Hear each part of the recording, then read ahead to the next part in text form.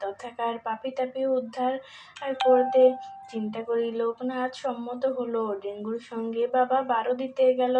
বারো দিতে আগমন। বারো দিতে আসি বাবা ডেঙ্গুর ভবনে। রহিলেন কিছুদিন আনন্দিত মনে। নগ্নদেহ শিরে জটা দেখি সবে কয়, নিশ্চয় পাগল এটা কভু সাধু নয়।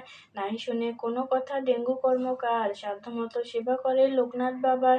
ভাগ্য ফিরে যায় তার বাবার কৃপায়। দেখে সকল লোক মানল বিস্ময়। পাগল ও নিজ জাতি জানি সবে ভাবে মনে। লোকনাথ এসব কথা শুনেও না শুনে। একদিন পথমাঝে চারটি ব্রাহ্মণ উপবীত লয়ে করে তর্ক অকারণ। গ্রন্থি দিয়ে উপবীতে পাকায়েছে জট, তারই কারণে তর্ক করেছে বিকট। লোকনাথ তাদের নিকটেতে গেল, দূর হয় এখান হতে তারা বলল। লোকনাথ বলে, তর্কে করো অকারণ। এ কোন গোত্র তোমাদের বলো তো এখন।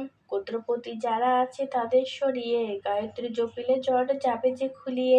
বিস্মিত হয়ে তারা সকলে দেখল, আপনা আপনি জট খুলিয়ে যে গেল। সকলে ধরিল লোকনাথের চরণ, বলে বাবা ক্ষমা করো মোরা অভাজন।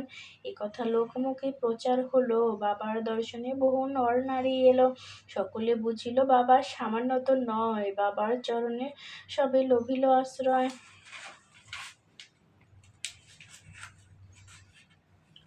আশ্রম স্থাপন। বারোদির জমিদার নাগনারায়ণ শুনে